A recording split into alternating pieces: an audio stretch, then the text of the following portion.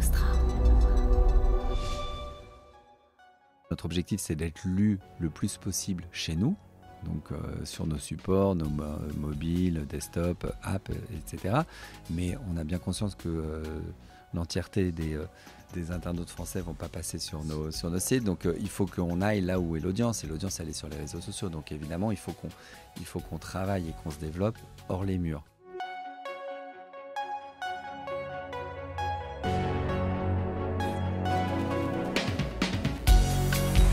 Bienvenue dans Mediarama, le podcast du futur des médias.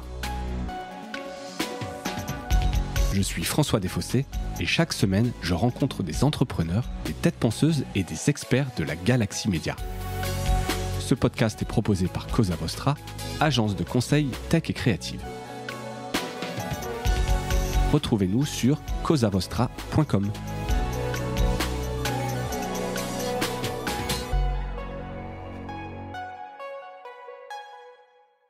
Bonjour à toutes et à tous et bienvenue dans ce nouvel épisode de Mediarama. On continue le tour des découvertes des médias, alors pas des moindres aujourd'hui puisque je suis avec Bertrand Gillier du Figaro. Bertrand, bonjour. Bonjour François. Et merci d'avoir accepté cette invitation. Ça faisait longtemps que je voulais faire cet épisode avec toi, donc je suis ravi que tu aies finalement accepté cette invitation, c'est le bon moment. Pour ceux qui ne te connaissent pas, tu es directeur du pôle news au Figaro, donc ça inclut le numérique, Figaro.fr, Figaro Magazine, le quotidien. Et tu es par ailleurs président du Geste et le directeur d'OPA Europe. Voilà, qui est l'association des éditeurs de contenu en Europe. Et on aura l'occasion un peu de parler de ça. Je t'avouerai que je ne connaissais pas bien cette organisation. Le Geste un peu plus, on en a déjà parlé, mais ça m'intéresse aussi d'en parler. Pour présenter, souvent, j'aime bien faire un peu la fiche d'identité du média, même si évidemment tout le monde connaît le Figaro. J'aime bien avoir quelques chiffres. Est-ce que tu pourrais nous présenter, nous dire peut-être les audiences, constituer un petit peu les volumes de ce que représentent les audiences à la fois du print, maintenant qui est dans ton périmètre, et du digital? Bien sûr, d'abord ce qu'on peut dire du Figaro, c'est que c'est la plus ancienne, la plus vieille, je ne sais pas comment est-ce qu'on dit, marque média française, puisque le Figaro va fêter dans 4 ans ses 200 ans, donc fondé en 1826, à l'heure où c'était encore un roi, Charles X, qui dirigeait le pays. Donc c'est une marque qui a un véritable historique. Et sinon, pour les audiences, écoute, maintenant, l'audience principale de la marque Figaro est apportée par les activités numériques, puisque le Figaro est, je ne sais pas, peut-être depuis 10 ans maintenant, le premier site d'actualité en France de façon quasi ininterrompue, et avec, alors si on compte en visiteur unique, Médiamétrie, qui est un peu le métrique qui est un peu le métrique de base, c'est des visiteurs uniques, donc c'est le nombre de personnes qui sont venues une fois sur le site chaque mois, c'est à peu près 26 millions. Pour la France seulement, sachant qu'il faut rajouter à peu près 20% pour l'étranger, puisqu'on a à peu près 20% de notre audience qui est située à l'étranger. Donc, et qui n'est pas compté, je crois, par la CPM. Qui est compté par la CPM en termes de visites, mais qui n'est pas compté par Médiamétrie en termes de visiteurs uniques, puisque Médiamétrie, c'est un panel d'internautes qui sont situés en France. Donc il faut rajouter 5 millions à peu près d'internautes qui vivent à l'étranger. Donc on est sur une trentaine de millions de personnes, c'est-à-dire plus d'un internaute sur 2 en France passe chaque mois sur le Figaro.fr. Ça, c'est pour les activités numériques. Et puis il nous reste quand même des activités imprimées qui sont très importantes et qu'on aime beaucoup. Et donc le quotidien un tirage qui est autour de 300 000 exemplaires, ça veut dire que ça rajoute quelques millions de lecteurs par mois, avec des positions particulièrement fortes et importantes sur le week-end, puisqu'il y a le pack week-end avec Figaro Magazine, Madame Figaro, qui lui a près de 400 000 exemplaires, donc ça rajoute aussi quelques millions de lecteurs. Et donc au total, je n'ai plus vraiment le chiffre, mais il y a plus de 30 millions de personnes qui rentrent chaque mois en contact avec la marque Figaro, dont 80% via les actifs numériques. Ouais, donc c'est quand même massif en termes de reach important. Ouais. Et c'est marrant, alors peut-être cette question elle est peut-être un peu naïve, mais donc c'est le premier sur le numérique devant Le Monde, devant d'autres qu'on pourrait, dans l'imaginaire populaire, se dire bah tiens, c'est peut-être presque moins marqué politique, Le Monde par rapport au Figaro, et pourtant ça touche plus de monde. C'est par oui, c'est le principe de celui qui est classé premier, c'est qu'il est devant les autres. Et maintenant, alors je vais pas descendre tout le classement, mais on va dire ceux qui sont challenger là-dessus, c'est pas mal les sites des chaînes d'infos. Ouais. Il y a France Télé Info, il y a BFM, etc. Et puis d'autres quotidiens qu'on trouve après. Mais c'est vrai que c'est une audience qui est extrêmement importante. On n'avait sincèrement pas théorisé qu'il y aurait 25 ou 26 millions de lecteurs chaque mois pour le Figaro.fr. Ce qui veut dire que la dimension politique que tu suggérais à l'instant, elle a complètement disparu parce que le web permet d'avoir une actualité qui est beaucoup plus chaude, donc qui est sans doute moins anglais que celle qu'on peut avoir dans le quotidien, plus généraliste, etc. Donc je pense que il y a juste une information qui est de qualité, qui est vérifiée, qui est dans un produit qui est attractif, agréable, etc. Et tu peux pas être numéro 1. Voilà. En tout cas, c'est pas l'œuvre du hasard, c'est beaucoup de travail, c'est 500 journalistes. Enfin voilà, il y a beaucoup de travail pour pouvoir arriver à générer autant de lecteurs. Ouais. Et les journalistes sont dédiés exclusivement à la news, ces 500 journalistes? Non, pas du tout. Pas du tout. Alors, en fait, on s'est organisé de façon, d'abord en changeant beaucoup, puisque évidemment, le Figaro, comme beaucoup de sites de presse, a évolué très fortement. Je parlais des 200 ans d'âge tout à l'heure. Je pense qu'on peut dire facilement que le journal et l'organisation a sans doute plus changé ces 15 dernières années que les 180 précédentes, et qu'il a fallu s'adapter avec une triple révolution, une révolution temporelle, parce qu'on est passé d'un mode de fonctionnement où c'était un quotidien qui bouclait le soir, était organisé, tout s'arrêtait, et puis le lendemain ça recommençait. Évidemment, avec le web, on est passé dans le temps réel, c'est-à-dire quasiment 24/24, 7 jours sur 7, évidemment, comme tous. Donc il a fallu s'adapter. Révolution technologique, bien évidemment, parce qu'on ne travaille pas du tout avec les mêmes outils, on est posté, les journalistes ne travaillent plus du tout de la même façon. Et puis, quelque part, une révolution économique, puisque dans un premier temps, le web, ça a été synonyme de gratuité. À l'époque, c'était un modèle entièrement gratuit. Donc, pendant 180 ans, on va dire, le Figaro a eu l'habitude de vendre ses contenus, et tout à coup, s'est retrouvé embarqué dans un modèle où on était dans le tout gratuit. Donc, ça fait pas mal de changements. Et donc, il a fallu qu'on s'organise. Donc maintenant, comment est-ce qu'on est organisé? Comment est-ce que sont organisés les 500 journalistes? D'abord, il n'y a plus le web d'un côté, le print de l'autre, etc. Chacun travaille, on va dire, pour l'ensemble de la marque. La totalité de la production est publiée d'abord sur le web. Et puis ensuite, il y a une sélection qui est faite pour aller sur le quotidien, sur le magazine, etc. Donc une deuxième conférence de rédaction, comment ça se passe concrètement web first, bien entendu. Donc il y a toujours une grande conférence de rédaction qui a lieu à 10h tous les jours, qui est la conférence principale. Et puis ensuite, toute la journée, il y a une multitude de conférences. Il y en a une qui doit être à partir de 7 ou 8h le matin. Il y en a une à 17h. Il y en a une à 23h. Il y a l'équipe de nuit qui prend les consignes, etc. Ça ne s'arrête jamais. Et pour le papier, c'est donc il y a une équipe spéciale qui sélectionne les sujets qui vont partir sur le print, ou c'est pas si simple? Non, le quotidien, c'est pas si simple. Le quotidien, il est pensé également un peu à l'avance. Il est un peu plus froid qu'à une époque, puisque évidemment, maintenant, on n'ouvre plus, on n'apprend plus forcément l'information brute en ouvrant le journal. Ouais. C'est plus ce qu'on cherche. On l'a appris sur son smartphone, on l'a appris sur le web, etc. Et ce qu'on cherche en ouvrant un journal, c'est un peu plus de recul, c'est un peu plus d'encre, c'est de l'analyse, etc. Donc les contenus sont plus aboutis, un peu plus froids dans le quotidien, et donc ils sont pensés un peu plus à l'avance, évidemment. Donc le quotidien, il continue quand même à être réfléchi, à se construire, à être pensé.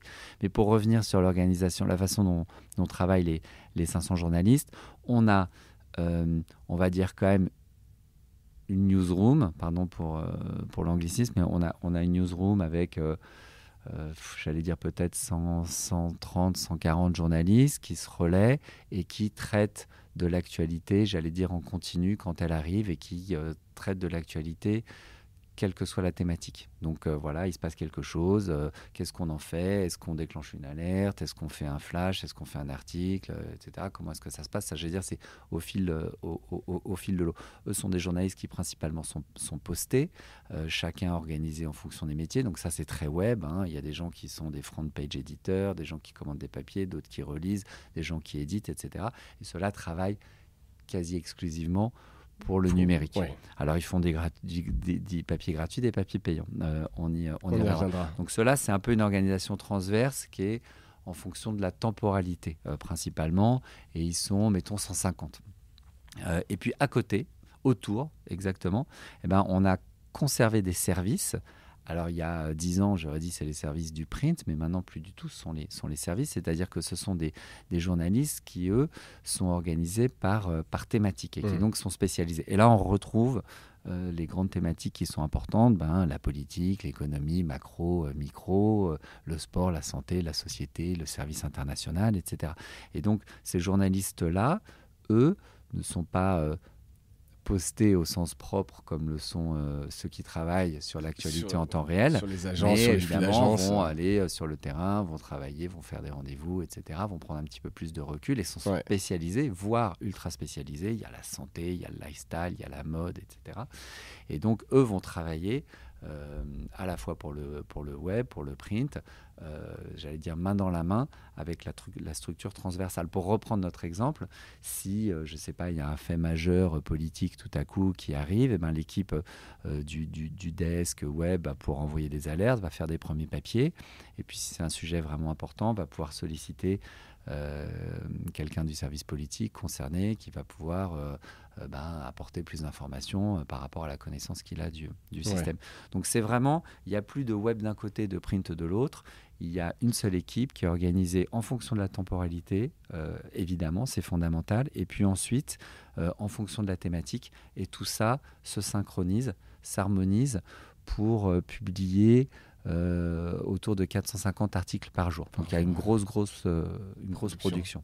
Et les journalistes, pareil, encore une fois, peut-être c'est quelque chose que vous avez déjà tranché il y a quelques années, mais il ne reste pas chez les journalistes se dire être publié sur le print, c'est mieux que le web. Ils sont vraiment, c'est dans les recrutements, est-ce que maintenant il n'y a plus que des profils où en fait les gens s'en fichent, produisent du contenu, qu'il soit sur le web, sur le print. Vous avez réussi totalement ça à muter dans cette vision que tu décris? Alors ça va dépendre beaucoup des gens et de la perception que chacun va avoir, mais mon sentiment c'est que ça a quasiment disparu. D'accord. Effectivement, il y a une époque, mais ça remonte à quelques années, où effectivement être publié dans le quotidien, etc., c'était entre guillemets plus honorifique, où ça apportait plus de visibilité, etc. Sincèrement, j'ai pas le sentiment que ça soit encore le cas. Pour tout un tas de raisons, parce que malgré tout, ceux qui écrivent, quelque part, ils écrivent pour être lus. Alors l'audience n'est pas le critère principal, mais évidemment, c'est quelque chose qui est important de savoir qu'on est lu.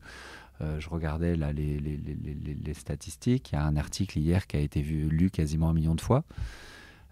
Sur le site, être lu en moins d'une journée par 1 million de personnes, c'est pas évident. Il n'y a pas énormément d'éditions imprimées qui permettent ça. Donc non, je crois vraiment que c'est plus le cas. Maintenant, les journalistes ont compris ont pris conscience de l'importance de travailler sur tous les supports, sur les réseaux sociaux, de tweeter, de faire des podcasts, de faire des vidéos, etc. Et pour être lu, écouté et vu. Ça on va en parler. Je reviens un peu en arrière sur la fiche d'identité. Je suis désolé, je fais quelques allers-retours des fois parce que je tire le fil d'une question. En termes de chiffre d'affaires et de rentabilité, vous en êtes où au Figaro? Le Figaro, historiquement, à quelques exceptions près, a toujours, en tout cas dans ces années récentes, été une entreprise profitable. C'est extrêmement important. D'abord, intellectuellement, pour nous, c'est vivifiant de se dire que l'activité qu'on génère est bénéficiaire. C'est important pour nous. Et puis parce que ça nous permet de réinvestir. Et pour se transformer, on parlait de transformation, c'est extrêmement important de pouvoir investir, de pouvoir se mener des projets, de pouvoir éventuellement faire des acquisitions, etc. Et pour ça, évidemment, on a besoin de fonds. Ouais. Et donc, on bénéficie notamment des fonds, de nos propres fonds qui sont apportés par notre propre rentabilité, puisque on a la chance de pouvoir disposer de la rentabilité que l'on crée. Donc l'année dernière, si on prend l'année dernière qui était plutôt une bonne année, on a généré à peu près 500 millions d'euros de chiffre d'affaires pour la totalité du groupe, c'est-à-dire qu'il n'y a pas que la marque Figaro, mais là je parle du groupe Figaro. Donc le groupe Figaro, au-delà de tout ce qui est Figaro, il y a ce qu'on appelle les classifieds, c'est-à-dire les petites annonces, cadre emploi, Figaro CCM, immobilier, Benchmark, etc. Il y a tout le pôle CCM, Benchmark, dont le groupe Figaro a fait l'acquisition en 2015, qui est une entité extrêmement importante. Ouais, je crois que c'est une belle réussite en plus. C'est une belle réussite. On pourrait presque faire un épisode dessus. On pourrait faire un épisode dessus. C'est une très belle réussite, c'est une très belle transformation. C'est un groupe qui a généré, c'est une partie du groupe qui a généré 65 millions d'euros de chiffre d'affaires l'année dernière et une rentabilité de près de 20 millions d'euros. Donc c'est vraiment une très belle réussite et c'est mené de main de maître. Et puis on a également d'autres types d'activités dans le groupe Figaro, notamment des activités voyage qui sont liées à notre volonté de se transformer et d'accompagner le lecteur dans leur service. Donc il y a pas mal de choses, mais pour revenir donc à l'ensemble du groupe Figaro, on a généré l'année dernière 500 millions d'euros de chiffre d'affaires, 31 millions d'euros de résultats d'exploitation, et puis à peu près 50 millions d'euros de cash flow positif. Ouais. Mais 31 millions d'euros de résultats d'exploitation, c'est important pour nous. Si on fait abstraction des activités voyage et ticketing, puisqu'on a des agences de voyage et ticketing, naturellement ont souffert puisqu'on était encore en période de pandémie. Donc si on fait abstraction de ça, on aurait réalisé 37 millions d'euros de résultats l'année dernière, ce qui est pour un vieux, entre guillemets, titre de presse, plutôt un résultat qu'on trouve satisfaisant. Ouais, surtout avec, si tu prends un peu de recul, c'est un secteur, j'allais dire sinistré, le terme est un peu fort, mais pas loin, tu vois, avec la décroissance du print, ce modèle de transformation du tout gratuit vers du payant qui a pris du temps, c'est pas mal. Oui, mais on dit souvent la presse sinistrée, etc. C'est un paradoxe, parce que c'est vrai que la presse a vécu quelques turbulences ces dernières années, parce que son modèle historique, on va dire, était en décroissance. Il y a moins d'éditions imprimées, donc du coup il y a moins de lecteurs, il y a moins de kiosques, il y a moins de publicité, etc. Donc on avait un modèle de décroissance, et si on tirait le trait, on arrivait dans des années un peu compliquées. Et donc ça a aussi quelque part obligé la presse, l'ensemble des titres de presse, le Figaro, mais d'autres aussi, à se bouger, à créer cette révolution. Et depuis, en tout cas en termes d'audience, on reviendra sur les objectifs d'un média, mais l'audience, c'est important pour un média. Le paradoxe, c'est que la presse qu'on juge en difficulté, tu vois, tu viens de le rappeler, n'a jamais été autant lue. Nous, on n'aurait jamais imaginé, dans ces 200 ans d'histoire, le Figaro n'a jamais eu 30 millions de lecteurs, on n'aurait jamais imaginé que ça puisse être le cas. Donc après, c'est pas tout. L'audience, il faut la monétiser. C'est vrai que c'est parfois un peu plus complexe de réussir à monétiser l'audience sur le numérique. La publicité, c'est plus compliqué, etc. Il y a des plateformes qui sont très fortes, qui perçoivent une grosse partie de la valeur, près de 85%. Donc c'est pas évident. Donc c'est vrai qu'il faut générer de la croissance, et c'est sans doute plus compliqué ou plus long à générer que la vitesse de la décroissance. Mais finalement, la presse va pas si mal, et a derrière elle une grande partie, on va dire, des chantiers, une grande partie de cette transformation qui a été effectuée. C'est pas forcément le cas de tous les médias. Non, exactement. On voit quand même ceux qui ont investi plus tôt, qui avaient les capacités, aujourd'hui en tirent un peu plus vite les fruits que d'autres. Pour travailler avec pas mal de médias, tout le monde n'est pas à ce niveau. Non, mais la presse s'est vraiment bien transformée, a vraiment bien fait le boulot. Tout n'est pas rose, mais en tout cas, il y a une grosse partie des problèmes, je pense, qui est derrière la presse. Et là, je parle au sens large. Ouais, bien sûr. Le Figaro n'est pas le seul. Alors, chacun a plus ou moins bien réussi suivant les thématiques, etc. Mais il y a eu un gros travail de fait et qu'il faut souligner. Parce que la crise de la presse, quelque part, c'est quand même... C'est presque passé. Alors, il y a une petite crise en ce moment, notamment sur le prix du papier. Maintenant, en plus que tu as le print, je veux dire, c'est vraiment le truc qui arrive, mais bon, ça ne se contrôle pas. Tu as un impact un impact énorme. Vous avez mesuré combien ça allait vous coûter, par exemple, en 2022 Bien sûr, c'est pas compliqué. C'était le papier a subitement augmenté pour tout un tas de raisons. On ne va pas revenir là-dessus, mais le coût de l'énergie, la guerre. Oui, le fait qu'il y ait de moins en moins d'usines, puisqu'il est de plus en plus rentable pour ceux qui fabriquaient du papier maintenant de fabriquer du carton pour emballer tous les colis qu'on commande sur Amazon. Mais ça, c'est encore la faute aux plateformes, Rocerta. Et après, en même temps, petite parenthèse, mais je les comprends évidemment. Tu vois, est-ce que si tu regardes les perspectives d'évolution de ton marché, tu dis est-ce que je vais faire du papier alors qu'il baisse ou du carton pour le e-commerce qui cartonne. Et donc in fine, les coûts du papier pour l'ensemble de la filière augmentent de 50 ou 100%. Donc ça peut être plus de 10 ou 15 millions d'euros d'impact pour un groupe comme Le Figaro. Donc on parlait tout à l'heure des résultats du groupe qui étaient de 30 millions l'année dernière. Voilà, s'il y a 10 millions d'euros d'impact qui n'étaient pas prévus là-dessus, c'est quelque chose d'extrêmement important. C'est une nouvelle épreuve. Voilà, alors qu'on commençait à c'est exactement un petit peu calme, etc. On a l'impression qu'à chaque fois arrive une nouvelle épreuve, et celle du papier, elle est pas mal. Et sans dévoiler de secret, comment vous faites face à ça? Parce que j'imagine, soit tu montes le prix en kiosque, soit tu dis tant pis, c'est pour moi, je l'absorbe, soit tu ou alors je sais pas, est-ce qu'il y a des papiers plus fins, moins chers, réduire la pagination, réduire le nombre de parutions? Tu viens de lister toutes les solutions, hein. Comment est-ce qu'on fait quand on a une augmentation comme ça? Ou alors on augmente le prix de vente, ce qu'on a fait, c'est-à-dire qu'on répercute une partie de la hausse des prix sur le consommateur. Nous, notre stratégie, c'est de refuser de faire peser cette augmentation des prix sur la qualité de nos offres. Donc on a décidé qu'il n'y aurait pas moins d'articles, on a décidé que le papier ne serait pas moins beau, qu'il ne serait pas moins grand, qu'il ne serait pas plus petit. En d'autres termes, on a décidé qu'il n'y aurait pas moins de biscuits dans la boîte, parce que c'est aussi une tactique pour ne pas faire augmenter le prix de la boîte de biscuits, c'est qu'il y ait moins de biscuits dans la boîte. Donc ce n'est pas notre stratégie. Donc on a augmenté un peu les prix, on a serré nos coûts par ailleurs. Et puis on revoit un peu, il y a au-delà du quotidien des magazines, il y a un certain nombre de publications qu'on sort chaque année, mais le taux de rentabilité de ces publications, il a été rehaussé, donc il y en a peut-être qu'on ne va pas faire. Voilà, donc on regarde tout ça, un peu, on refait des arbitrages, poste, etc. Mais vraiment, ce que nous, on a fixé comme ligne de conduite, c'est que ça n'impacte pas la qualité de notre offre, ni la qualité de nos produits. Et alors j'ai plein de questions là-dessus, mais parce qu'en même temps c'est intéressant. Vous mesurez la pression marketing en augmentant le prix? Est-ce que vous communiquez dessus? Est-ce que vous vous dites on peut et peut-être on en perdra X%, etc. Comment vous préparez à ça? On est comme dans toutes les entreprises du monde, on a des services marketing qui travaillent la réflexion sur les éléments du mix marketing, donc le prix est un élément important.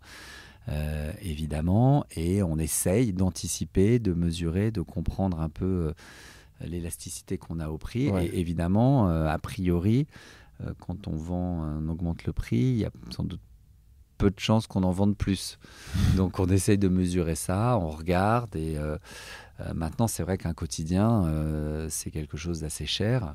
Déjà, il y a des gens qui y tiennent beaucoup, donc bien sûr on travaille là-dessus. Mais comme pour toutes nos offres d'abonnement, on fait des tests, on regarde. Mais de toute façon, effectivement, c'est plus les journaux, c'est plus 1 euro, ça a un certain prix. Donc en fait, ceux qui peuvent se le permettre, peut-être que, je sais pas, à 20 centimes près, ils sont toujours contents de l'avoir. Exactement. C'est plus. Exactement, c'est devenu très cher. C'est devenu très cher, ça, malheureusement.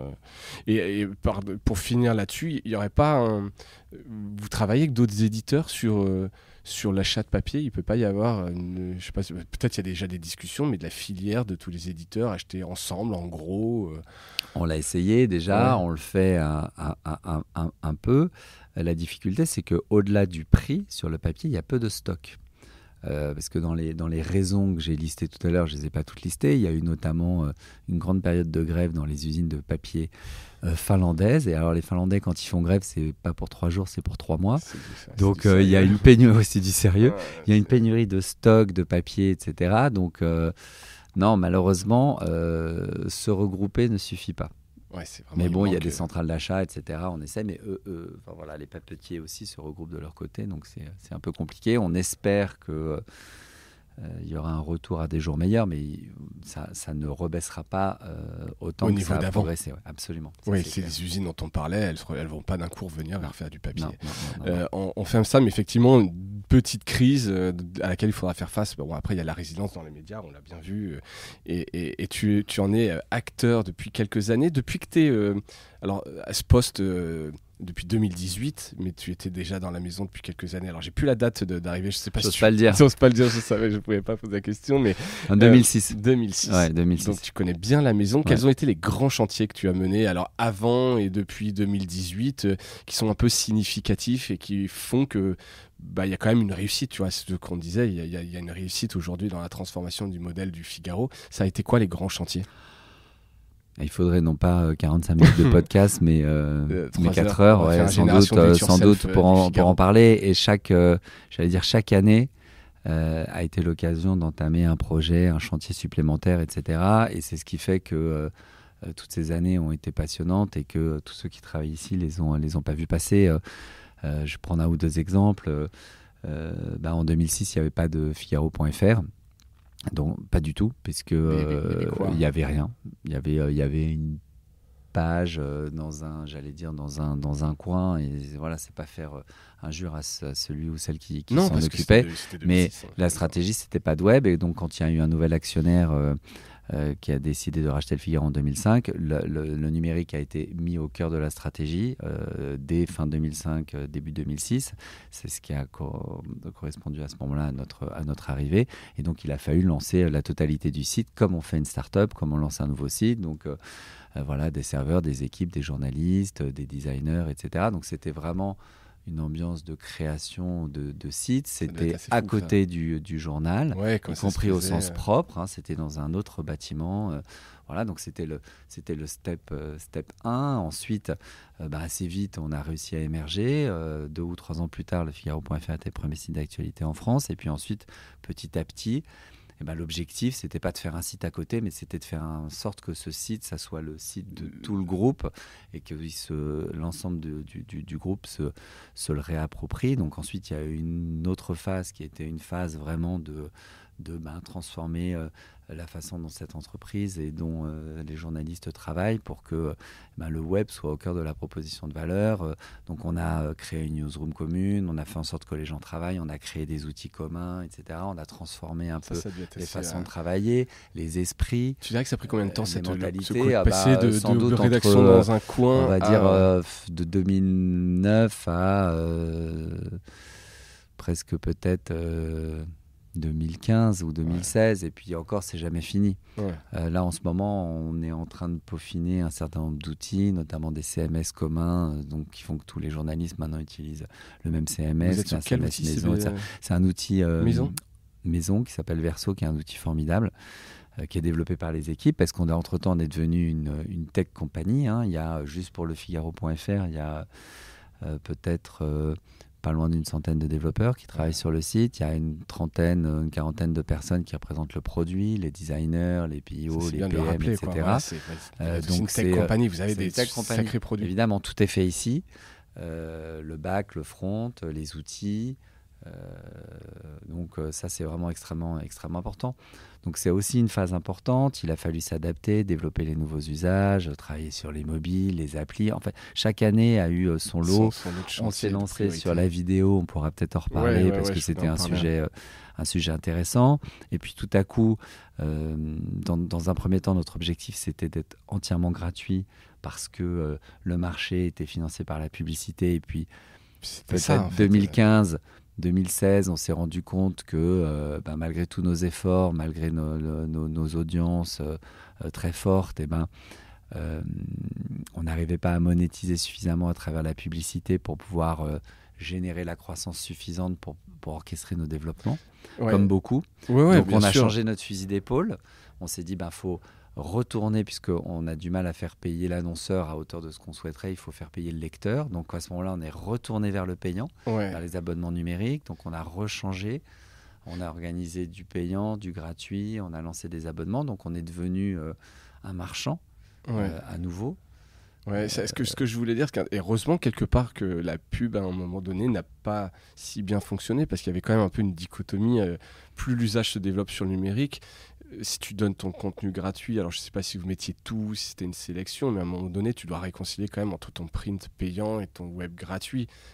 Tu vois ce que je veux dire, ça aurait pas pu marcher à long terme, même si la pub fonctionnait, ou alors vous seriez devenu 100% gratuit sur tout. C'est vrai que du coup, ça nous permet d'avoir une forme de cohérence. Exactement. Avec un modèle freemium, avec pas mal de contenu gratuit et puis un certain nombre de contenus payants chaque jour. Sur les 450 contenus dont je parlais tout à l'heure, on va dire qu'on enlève les 200, ce que j'appelle flash. Enfin, c'est des super flash, c'est de la brève ou de l'information descriptive, etc. Donc il reste à peu près 200 ou 250 articles un peu plus anglais, et là-dessus on a à peu près 50, la moitié qui va être gratuit, la moitié qui va être payante. D'accord. Donc ça fait à peu près 120 contenus payants par jour en moyenne, sachant qu'il y en a 70 à peu près dans un exemplaire du quotidien, que donc 100% du quotidien est payant. Voilà, ça veut dire qu'on crée chaque jour une cinquantaine de contenus payants qui ne sont pas dans le quotidien. Voilà, donc qui donnent encore plus de valeur c'est très important. À l'abonnement du numérique. Comment vous décidez qu'un article soit gratuit ou payant ? Est-ce qu'il y a une règle ? Est-ce que c'est qu'est-ce qu'il fait ? C'est le titre ? C'est par rubrique ? Il y a des règles ? Non, c'est les journalistes. Ils ont un quota par jour, ils ont Non, c'est pas un quota, c'est on va dire c'est un savoir-faire, un sentiment, c'est de se dire est-ce que le potentiel non, parce que chaque article doit avoir du potentiel. Nous, on est vraiment sur deux jambes. On a vraiment deux jobs, c'est générer un maximum d'audience. Principe du freemium, hein, donc ce qui génère de l'audience, c'est des articles gratuits, et si on met 90% de nos articles payants sur le site, on fera plus d'audience, mais pour nous c'est fondamental de continuer à faire de l'audience, et en même temps, c'est la deuxième jambe, il faut absolument qu'on développe, c'est stratégique, le nombre de nos abonnés payants. Donc il faut avoir un minimum de contenu payant qui soit attractif. Donc il faut vraiment réussir à pousser les deux en même temps, et donc on a vraiment deux objectifs. Chaque objectif fonctionne avec des règles, avec des savoir-faire, avec on va dire des canons qui sont absolument différents. Donc c'est la rédaction qui décide. Ça se fait assez facilement, hein. Ça se fait assez facilement. C'est pas un grand truc de gouvernance. Non, il n'y a pas une matrice, voilà, etc. On prend l'habitude, on sait déjà. Ça peut être variable en volume d'un jour à l'autre. Ouais. Ok, y a pas les enquêtes, l'analyse. C'est-à-dire que si, je sais pas, on donne une info que tout le monde a, que tout le monde connaît, je sais pas, le résultat d'un match, d'une élection, etc. Ça n'a pas de sens de le faire payer, bien entendu. Par contre, l'analyse, pourquoi est-ce que ce score de cette élection est un événement ? Pourquoi est-ce qu'est-ce que signifie la nomination de notre nouvelle première ministre, etc. Voilà, Et est-ce qu'il peut y avoir des articles, là c'est très édito, mais qui sont tellement bons que tu as envie de le mettre en gratuit parce que ça va montrer votre savoir-faire, et il va convertir des visiteurs en abonnés payants. Évidemment, bien entendu, c'est tout le savoir-faire, en même temps qu'on essaie d'appliquer, qui est de montrer à nos lecteurs la qualité de ce que l'on écrit, et manifestement, compte tenu du fait qu'ils sont pas loin de 30 millions, si j'inclus ceux qui nous livrent de l'étranger, on a plutôt réussi là-dessus. Et puis en même temps, à un moment, il faut quand même leur demander un petit peu d'argent, et donc il faut mettre ce fameux wall qui, lui, nous aide à transformer des lecteurs en abonnés. Ce wall, d'ailleurs, c'est développé en interne ? Oui. Quasiment tous vos outils sont internes, quoi. Oui, okay. La plupart, oui. Après, il y a forcément des choses peut-être un peu plus exotiques. Le nombre d'abonnés payants, je crois que je ne te l'ai pas demandé. Alors, ici, au total, on a à peu près 400 000 abonnés payants quand on va dire à la marque Figaro. Oui.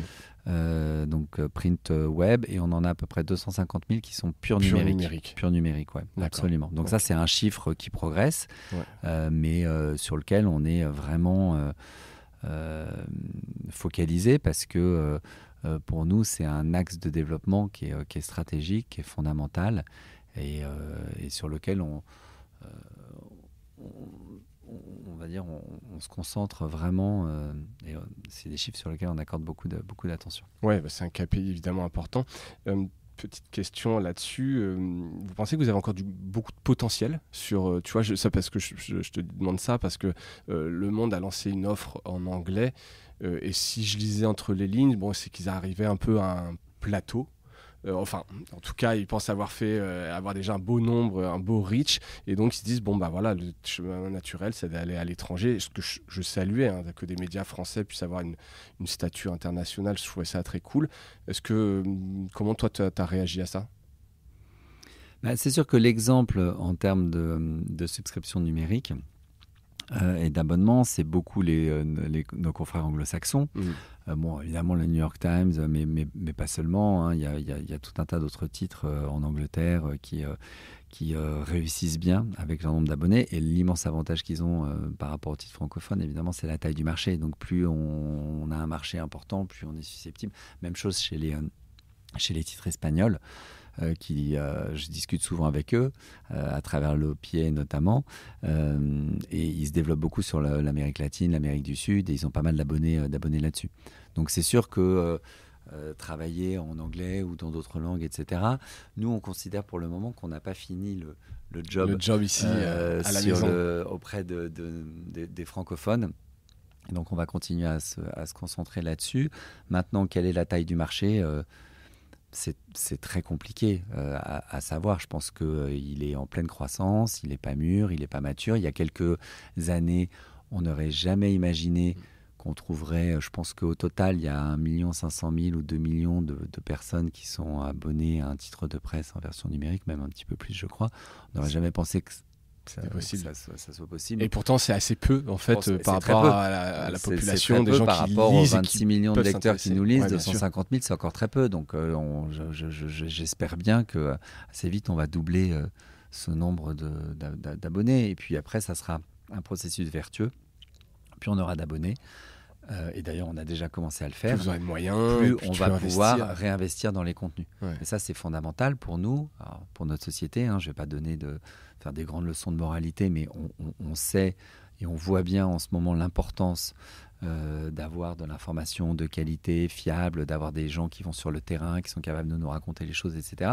C'est tout l'enjeu, c'est tout notre projet. Et si on n'arrive pas à mener ces chantiers, à faire tout ce que l'on a fait ces dernières années, etc., il y aura un problème avec la presse de qualité en France, en Europe et dans le monde. Donc, depuis quelques années, grâce, on va dire, à un modèle économique un peu plus stable, un peu plus ambitieux, on a pu commencer, on va dire, à se redéployer et à permettre d'avoir plus de moyens pour générer plus de contenu. Ouais. Ça, c'est fondamental. Ouais, donc c'est vraiment notre objectif. Il faut absolument qu'on soit capable de poursuivre. J'invite tous ceux qui nous écoutent à prendre un abonnement, c'est pas cher et ça permet vraiment, que ça soit au Figaro ou à un autre titre, ça permet vraiment d'aider le journalisme professionnel à se développer. C'est vraiment extrêmement important. Ouais. C'est le prix d'un café chaque jour. Ouais, ça suffit, c'est pas beaucoup. Exactement. Et on en achète tous donc beaucoup abonnez-vous. Un café je vous conseille le Figaro, mais à la limite n'importe quel titre. C'est clair. Je vois quand même que les usages se développent et c'est plutôt bien. On redescend un petit peu. Je voulais reparler de la rédaction sur les réseaux sociaux. Évidemment, aujourd'hui, je ne vais pas refaire l'historique, beaucoup de réseaux sociaux. Je voulais savoir comment vous en empariez. Est-ce que les rédactions peuvent aller spontanément sur de nouveaux formats? Est-ce que c'est centralisé? Est-ce qu'il y a des consignes de présence sur les réseaux sociaux? C'est quoi le rapport du Figaro avec les réseaux sociaux? Il est extrêmement important. D'abord parce qu'on a une part de notre trafic qui est non négligeable qui vient des réseaux sociaux, donc ce sont des partenaires. Et puis en même temps, nous, on a bien conscience qu'il faut qu'on soit lu. Notre objectif, c'est d'être lu le plus possible chez nous. Donc sur nos supports, nos mobiles, desktop, apps, etc. Mais on a bien conscience que l'entièreté des internautes français ne vont pas passer sur nos sites. Donc il faut qu'on aille là où est l'audience. Et l'audience, elle est sur les réseaux sociaux. Donc évidemment, il faut qu'on travaille et qu'on se développe hors les murs. Ouais. Ça, c'est fondamental. Et donc, longtemps, on a conçu les réseaux sociaux comme étant un vecteur de trafic pour notre site. C'est-à-dire qu'on les utilisait quelque part comme une source de promotion en disant, ben voilà, on fait la promo de ce qui se passe chez nous, mais clique et viens chez nous. Voir, donc ça, on l'a fait, etc. Et depuis quelques mois, même un petit peu plus, on continue à faire ça, mais on travaille complètement différemment et on a décidé de développer des contenus qui sont faits pour être consommés, lus, entièrement sur les réseaux sociaux. Et que vous monétisez comment dans ces cas-là ? Qu'on ne monétise pas forcément. En tout cas, pas tout de suite. Pas tout de suite, mais on pense que c'est extrêmement important. Il y a des gens qui sont sur les réseaux sociaux qui ne vont jamais sur Le Figaro. Nous, on est une marque importante, on a envie d'être lu, et donc on préfère être lu chez nous, mais sinon, on théorise le fait d'être lu sur les réseaux sociaux, donc on ne le monétise pas forcément, mais c'est un investissement. C'est un investissement, j'allais dire, c'est pas forcément grave tout de suite. Voilà. Si vous pouvez le permettre, tant mieux, quelque part, vous touchez aussi des audiences qui ne viendraient pas, des jeunes. Et donc, on a travaillé, c'est un des chantiers de l'année dernière qui se poursuit cette année, à la constitution d'une équipe transverse qui, l'année dernière, faisait 8 personnes et qu'on a décidé de doubler. Donc, c'est 16 personnes aujourd'hui qui, un peu transversalement, sont chargées, d'une part, d'optimiser la visibilité de nos contenus sur les réseaux sociaux, j'allais dire de ceux qui existent sur les réseaux sociaux, mais également et surtout de créer des contenus qui sont 100% dédiés, des stories, etc., pour être lus sur les réseaux sociaux. Donc c'est vraiment une équipe d'experts qui est transversale, qui est dirigée par Jean-Baptiste Semerjian et Charlotte Darche, et ils sont vraiment spécialisés là-dessus. C'est extrêmement intéressant, on y croit beaucoup. Ouais, j'avais vu en parlant de réseaux sociaux, vous aviez fait une expérience sur Twitch. Oui. J'ai vu que depuis un an, il y a moins d'activité. Est-ce que c'était un test ? Alors c'est vrai que spontanément, tu vas pas te dire, tiens, Le Figaro va aller sur Twitch, il y a des choses à faire. Pourtant, vous l'avez testé. On a sans doute été un des premiers médias à créer des rendez-vous vidéo réguliers en direct sur Twitch. Ça rejoint un peu notre stratégie vidéo qui s'est accélérée en 2017 au moment où on a créé Figaro Live. Ouais.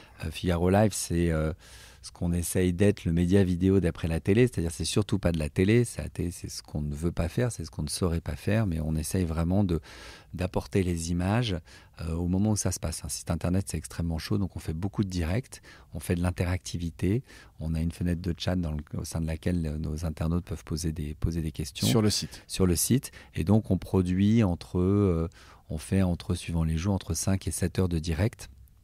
Chaque jour, okay. sur lefigaro.fr.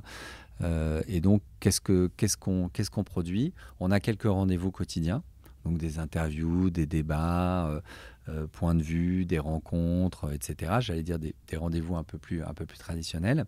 Et puis surtout, dès qu'il se passe quelque chose, on récupère les images, puisque avoir les images, c'est pas très compliqué. C'est des abonnements à des flux. C'est des abonnements. Alors, à part...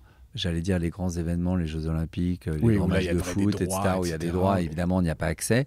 Pour le reste, la plupart des événements maintenant sont produits. Les images sont mises à disposition, les meetings politiques, les lancements de fusées. Voilà, on peut prendre l'exemple d'un lancement de fusée, lancement d'une fusée d'Elon Musk. Et les images sont mises à disposition, on les récupère. On demande à nos journalistes spécialisés dans le domaine du spatial de venir les commenter et donc de répondre. Et également, nos internautes, dans la fenêtre, peuvent poser toutes les questions. Donc, on recrée ce triangle qui existe sur Twitch, qui est vraiment à l'origine de notre réflexion, entre un élément qui se passe, de la valeur ajoutée qui est apportée par le spécialiste et l'interactivité avec l'audience. Ouais. Et voilà, c'est la base de Twitch. Ouais. On a essayé modestement, on a essayé de la recréer sur le web et ça fonctionne pas mal. Donc on a fait pas mal de Twitch. Ouais. Alors un petit peu moins peut-être ces derniers temps, mais hier ou avant-hier, on a encore poussé pas mal de nos contenus. Et ces contenus-là, vous les réutilisez ? Il y a du replay On les réutilise, donc ou on les a en direct sur le site. Ouais. Au moment où ça se alerte, passe, avec des alertes, l'appli, etc. Donc de façon plus ou moins importante. Il nous est arrivé d'en faire jusqu'à 3 en même temps, parce qu'on peut avoir plusieurs canaux, plusieurs flux. Et puis ensuite, ils sont redécoupés, et ils sont édités, et ils viennent enrichir chacun des papiers. Voilà, si on fait un papier pour dire que le décollage de la fusée s'est bien passé, pour reprendre l'exemple de la fusée, à ce moment-là, bien sûr, on va remettre un extrait là-dessus. Et ça nous permet d'avoir en moyenne entre 110 et 120 millions de vidéos vues par mois. sur lefigaro.fr, ce qui de fait place le site parmi, on va dire, les principaux diffuseurs de vidéos on demand. Je pense, à mon avis, le premier pour un site qui est non issu de l'univers de la vidéo. Donc voilà, donc c'est important. Nos lecteurs, ça leur permet de leur montrer les images. C'est d'abord pour ça qu'on le fait. Ça nous permet d'innover. Et puis ça se monétise bien parce que évidemment on sait qu'il y a une poche de croissance publicitaire au niveau de la vidéo. Puis ça nous ouvre des nouvelles opportunités. Télé, le rachat d'une fréquence. Voilà, on a participé, on a racheté une fréquence TNT. On va être diffusé sur d'autres réseaux, directement auprès des constructeurs et des télévisions connectées, puisqu'on va participer au modèle FAST, donc le Free Advertising Streaming. Donc voilà, petit à petit, ça nous permet d'être présent et d'être là. C'est quand même assez fou quand tu prends un peu de recul ou de hauteur, de voir en fait tous ces médias qui se transforment et qui sont maintenant sur tous les canaux. Tu vois les télés qui sont... Les chaînes de télévision, on en parlait tout à l'heure, font de l'actualité écrite sur les sites web. Nous, inversement, on propose maintenant pas mal de rendez-vous vidéo, etc. C'est le grand principe du web. Chacun essaye d'aller voir s'il peut... jouer un peu dans la cour de l'autre, puisqu'il y a un certain nombre de barrières qui sont tombées. Exactement, pour faire de la télé. Donc d'où l'intérêt d'avoir une marque forte, et si tu as une marque forte en fait que tu as réussi à préserver. Absolument, c'est ce qu'on essaye de faire. Te permettre, entre guillemets. Mais par contre, il y a un certain nombre, donc ça ouvre des droits, bien entendu, parce que ça permet d'accéder, etc. Mais par contre, beaucoup de devoirs, parce que quoi qu'on fasse, puisqu'on décline la marque, il faut respecter la marque, l'environnement, on ne peut pas faire n'importe quoi, il faut traiter le contenu à l'époque d'un tweet, quand on se lançait sur Twitter, exactement avec la même qualité et la même attention que celle qu'on apporte à la une du site ou à la une du journal. Ça, c'est fondamental. C'est clair, ça c'est un boulot. Je ne sais pas s'il y a une personne qui est responsable de ça ou si c'est collectif. Bien entendu. Une actu que j'avais vu passer récemment, vous avez lancé une offre de podcast. Vous n'étiez pas les premiers pour le coup là-dessus. Non, pas du tout. Alors vous avez dû vous poser 1000 fois la question, j'imagine. Alors rapidement, j'ai vu donc accessible uniquement sous le paywall, donc pour les abonnés. Non, pas uniquement. Ah, j'avais cru voir ça. Non, il y a les deux. Ok, il y a les deux.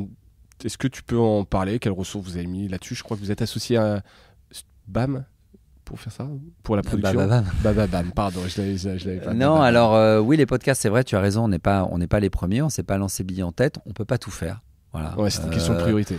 Oui, on a 12, je sais pas combien de priorités on a. Donc on en a 30, on est capable d'en traiter 3. Donc à un moment, il faut choisir. On a fait pas mal de vidéos, on a fait plein de choses, etc. Donc c'est vrai qu'on s'est pas lancé bille en tête dans les podcasts. On en avait fait quand même. On a fait pas mal de podcasts sur Madame Figaro. On a fait des podcasts sur les éditos du Figaro. Voilà, on faisait des petits tests. On a fait des podcasts au moment de la première élection de Trump, de la deuxième, mais on n'avait pas, on va dire, vraiment l'offre bien packagée, etc. Donc on s'est dit qu'il était temps de s'y mettre. Et donc on a travaillé, effectivement accompagné par Bababam, parce que c'est des gens qui ont cette expertise qu'on n'avait pas forcément au début. J'espère qu'on va l'acquérir. Et donc on a 3 typologies de podcasts. On a des formats très courts qui sont gratuits. Par exemple sur la philosophie, sur des petits tips, des choses à savoir, des grandes dates, des citations, etc., qui s'écoutent comme ça un peu, qui se snackent, sur lesquels on apprend des choses. Ça me semble extrêmement intéressant. Et puis on a des formats qui sont un peu plus longs. On a des grands récits. Voilà, des grandes histoires qui, par exemple, on vient faire toute une série sur les catastrophes aériennes ou justement sur les miraculés du ciel, donc les catastrophes aériennes qui finalement ne se sont pas avérées des catastrophes. On a des choses sur les grands faits d'armes des commandos français. Enfin voilà, tout un tas de séries de grandes histoires qui sont produites et qui, eux, sont réservés à nos abonnés. Et puis on a une 3e catégorie qui sont des grands entretiens très immersifs, où là, on va passer 3 heures chez une personnalité, chez lui, dans son environnement, etc., pour vraiment essayer de comprendre qui est cette personne. Ouais, ça marche bien en podcast. Ça fonctionne bien, ouais. Mais là, on n'est pas sur du volume, donc on n'est pas financé par la publicité, etc., et on est plus sur un modèle qui est réservé à nos abonnés. Donc on s'est lancé là-dessus, et puis... on va voir comment ça fonctionne. Si on se rend compte que c'est intéressant, etc., on accélérera. Enfin, voilà. J'ai vu un partenariat avec Apple là-dessus. Oui.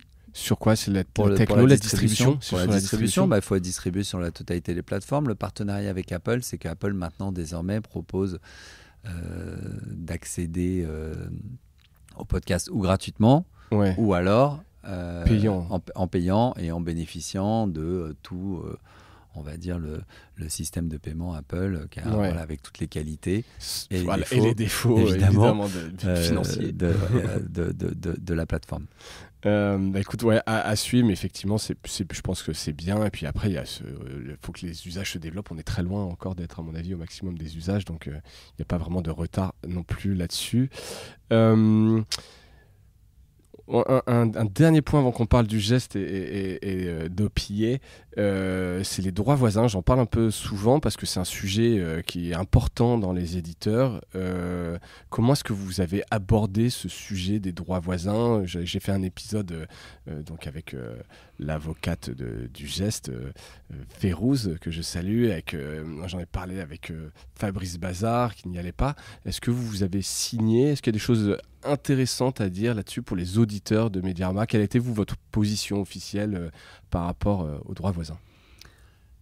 Nous, ça fait notre position, c'est la suivante. Ça fait des années qu'on discute avec les plateformes qui font un travail formidable, qui captent une immense partie de l'immense valeur qui est créée sur le web. On le disait tout à l'heure, le duopole Facebook-Google, c'est 85% de la valeur de la publicité. Ils captent 85% de la publicité numérique en France. La publicité numérique en France, maintenant, c'est la première manne publicitaire. C'est plus important que la télé.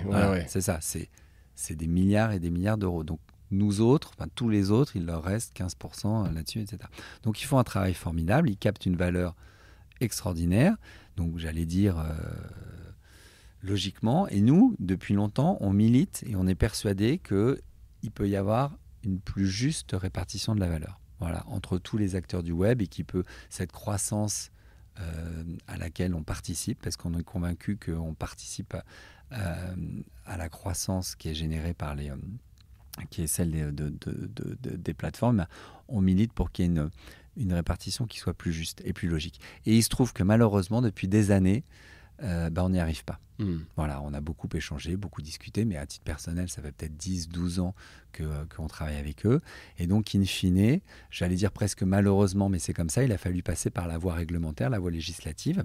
Donc, on a fini par réussir à faire voter au niveau européen une loi sur les droits voisins, qu'on trouve extrêmement important, droits voisins du droit d'auteur, et qu'on a assez vite pu faire transposer dans le droit français. Donc à partir de là, depuis le 24 octobre 2019, il y a une loi qui existe sur les droits voisins du droit d'auteur, et donc qui stipule que tous ceux qui créent de la valeur en utilisant des contenus doivent redistribuer, répartir une partie de cette valeur créée avec celle qui a créé ce contenu, ce qui nous semble absolument tout à fait logique. Le problème, c'est que quelque chose qui semble simple comme ça est extrêmement difficile à mettre en œuvre, puisque même avec des lois, on se trouve face à des gens qui n'ont pas envie, ne comprennent pas, ne veulent pas le faire, etc. Donc malheureusement, il faut passer du temps. C'est pas ce qu'on préfère faire. Moi, ici, dans Figaro, on préfère tous travailler sur des projets éditoriaux. Il faut passer du temps, aller devant l'autorité de la concurrence, etc., pour faire valoir nos droits. Et petit à petit, malgré tout, les choses avancent. Et alors quand je dis on, c'est un certain nombre d'organisations, dont le Figaro, dont d'autres titres, etc., a pu finalement passer un certain nombre d'accords avec certains, mais pas tous, pour le moment. Donc c'est un début, et on est heureux d'y arriver. On aurait aimé que les choses se fassent plus facilement, plus simplement. Mais voilà, et on commence à générer un certain nombre de revenus maintenant à travers les droits voisins du droit d'auteur, ce qui est extrêmement important pour nous. Mais ça n'est qu'un début, ça va continuer avec d'autres. C'est ce qu'on disait, je pense que ça va l'a fait avec Google, l'a fait avec Facebook, et on discute avec d'autres. Pas que Google, les autres pays s'y mettent, bien entendu. Bien sûr qu'il n'y a pas que Google. Ça cristallise un peu en France parce que c'est le gros là-dessus, mais effectivement, il n'y a pas que. Donc chaque pays a emboîté le pas. L'Australie a fait un travail très important, le Canada, l'Allemagne discute, l'Italie, etc. Et petit à petit, les choses se débloquent. Mais que d'énergie pour en arriver là. C'est clair. Et ça, c'est une stratégie aussi, quelque part.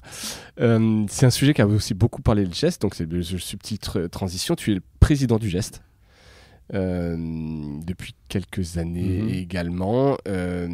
Est-ce que tu peux rapidement dire quelles sont les actions que vous faites pour les médias, les grands chantiers que vous défendez? Alors, il y a celui dont on vient de parler, des droits voisins. Est-ce qu'il y a d'autres grands chantiers qui sont à l'agenda Oui, du alors geste? le geste, d'abord, c'est une association d'éditeurs de contenu en ligne. Donc, il y a 140 membres. Donc, c'est une association formidable. Hein, et ça n'a vraiment rien à voir avec le fait que je sois le président. Puisque non, j'en parle régulièrement et tout le monde le dit. Je crois que le geste, c'est assez consensus. C'est vraiment l'équipe. Il y a une super équipe avec Laure de la Taillade, avec Carole Boyer et tous les autres qui font un travail top. Et ce qui est super, c'est que cette association, elle vit vraiment du travail et de ce qu'apporte chacun de ses 140 membres. Donc, on est vraiment une association qui permet transversalement, et non pas par métier, c'est pas la radio d'un côté, la télé, le web, etc. C'est les éditeurs de contenu numérique qui, ensemble, échangent beaucoup, travaillent, font des webinars, des réunions de travail, etc., sur toutes nos problématiques. Donc, la première partie du job et de ce que l'on fait au geste, c'est vraiment d'échanger et de réfléchir ensemble sur toutes les nouvelles problématiques qu'on rencontre et de faire en sorte d'être plus fort et de comprendre mieux ce qui se passe pour pouvoir mieux réagir. Donc ça, c'est une partie extrêmement importante qui passe par des groupes de travail, d'échanges, etc. Et je crois que chacun essaye de donner et en échange reçoit très, très sincèrement. Et puis ensuite, à partir de là, au-delà de ça, il y a tout un aspect réglementaire, juridique sur lequel on travaille beaucoup. Il y a du lobbying. Il se trouve que maintenant, c'est une association qui fait référence. Donc, il y a pas mal de gens qui nous demandent notre avis. On travaille beaucoup avec les pouvoirs publics, avec le gouvernement, qui nous demandent qu'est-ce que l'on pense de ci, de ça, etc. Donc, on est ravis de donner notre avis. Ouais, c'est pas toujours évident d'avoir un avis sur tout, donc on reste modeste, mais on est ravis de donner notre avis. Et puis, de temps en temps, c'est un peu nouveau, on mène des actions. Voilà, des actions devant les instances pour faire valoir nos droits ou défendre nos positions. Je vais donner 2 exemples. La CNIL avait interdit les cookie walls, ce qui nous semblait vraiment une attitude qui était on va dire, pas en faveur des éditeurs et qui est un peu contre-productive. Donc, on a mené une action devant le Conseil d'État qui a effectivement rappelé à la CNIL qu'il était interdit d'interdire en ce qui concerne les cookie walls. Et du coup, cette semaine, la CNIL a pris des dispositions, a précisé de quelle façon est-ce que nous, éditeurs, on pouvait placer des cookie walls dans cette problématique extrêmement importante qui est le recueil du consentement. Donc ça, c'est des actions qu'on mène. On a déposé également, il y a quelques mois, par l'intermédiaire de Férouz, une action devant l'autorité de la concurrence contre Apple au nom des éditeurs. Et voilà, on ne va pas rentrer trop dans les détails techniques, mais voilà, avec toutes les problématiques que pose Apple, que ce soit sur les modalités de paiement, sur la commission de 30% qui est juste extrêmement importante, la transmission des datas, le ATT qui nous permet plus maintenant de pouvoir vraiment suivre, mesurer la consommation et donc de tirer de revenus, etc. Donc ça, c'est une activité un peu nouvelle du GES qui est de porter, on va dire, le fer devant les instances. Mais c'est vraiment, encore une fois, je trouve une association qui est pleine de force, de vivacité, grâce à ses membres et qui vit très bien. Bon, et donc tous les éditeurs médias devraient adhérer au geste. Oui, je pense. Sincèrement, je pense que d'ailleurs presque tous y adhèrent. Enfin, en tout cas, un très grand nombre nous font cette confiance. Et manifestement, puisqu'on fait quand même quelques petites études de satisfaction, d'abord ils renouvellent. Alors certes, c'est pas très cher, mais en tout cas, c'est quand même le signe qu'ils y trouvent un intérêt. Puis quand on fait des études de satisfaction en ligne, ce qu'on fait régulièrement, dans l'ensemble, alors tout n'est pas parfait, mais ils ont l'air de trouver qu'ils perdent pas leur temps. Ouais, qu'il y a de la valeur. Ouais. Et donc OPIE, est-ce que c'est le geste européen? C'est le geste en anglais. Non, c'est beaucoup plus petit. OPIE, ça signifie Online Publisher Association. Tu as quel rôle là-bas? Il se trouve que je le préside aussi, mais c'est vraiment symbolique. Il y a peu peu de travail. En fait, c'est une association européenne qui regroupe, pas dire de bêtises, une vingtaine d'éditeurs de contenu. Alors, c'est souvent des éditeurs de contenu qui sont issus de la presse. D'accord. Et je crois dans 9 pays. Et donc là, c'est très intéressant. C'est un peu l'équivalent du geste. Alors, et ce qui est très intéressant, c'est que ça nous permet, on se rencontre au moins 3 fois par an. Puis le reste de l'année, on se voit en ligne. Et ça nous permet vraiment d'échanger sur les problématiques qu'on rencontre, etc. Qui de plus en plus très macro, un peu réglementaire, comme les sont sujets les dont mêmes. on parle. Par exemple, les mêmes on se voit fin juin à Oslo, puisque on a des confrères scandinaves et c'est hyper intéressant. Et du coup, on va échanger cette fois-ci. On a un thème, donc on va échanger sur les plateformes fin juin à Oslo. Et chacun va venir expliquer un petit peu comment il gère, quelles sont les problématiques, quelles sont les typologies de revenus. Et c'est extrêmement, hyper intéressant. Enfin, extrêmement enrichissant. Ouais, c'est ça. C'est extrêmement enrichissant. Et on est vraiment juste entre nous. Voilà, on n'a pas de champ de concurrence, etc. Et du coup, pendant 2 jours, on discute à livre ouvert sur les problématiques. Alors, la fois d'avant, c'était sur les subscription walls, sur la fidélisation, le churn, etc. On s'échange. Vous êtes très transparent sur vos données. Ouais, on est super transparent. On ouvre quasiment tout. Et d'une manière générale, ça, en France, tu partages au geste ces données-là, ou est-ce qu'il y a un peu de concurrence, il y a des secrets les deux. Les deux, mais on est un peu plus, chacun, parfois un petit peu plus, on n'échange pas forcément les taux de churn, etc., ou toutes les recettes, ou les choses comme ça, quoique. Ouais. Mais c'est plus facile avec un confrère norvégien. Évidemment. C'est sûr, pas d'impact direct, etc. Mais je sens quand même qu'il y a un intérêt à plus tu communiques, plus tu partages. Enfin, je veux dire, c'est pas parce qu'il n'y a pas d'ennemis ou quoi que ce soit, mais le gâteau, il y a de la croissance et tu as quand même toujours intérêt à partager les bonnes recettes pour grossir, quoi. C'est pas comme si on était dans un marché fini. Enfin, c'est plus mon avis perso. Et que je salue donc plutôt ces collaborations au pied que je connaissais pas. Je vais te libérer. Je voudrais juste une dernière question un peu d'ouverture sur... Qu'est-ce que tu penses? Alors, c'est vague, mais tu as forcément une idée. Quels sont les principaux défis pour les organisations et les médias de news aujourd'hui? Alors, ça dépend si c'est news en général ou la presse en particulier. Nous, je pense qu'en ce qui concerne la presse... Peut-être news, parce que toi, c'est quand même... Tu as le pôle news. news.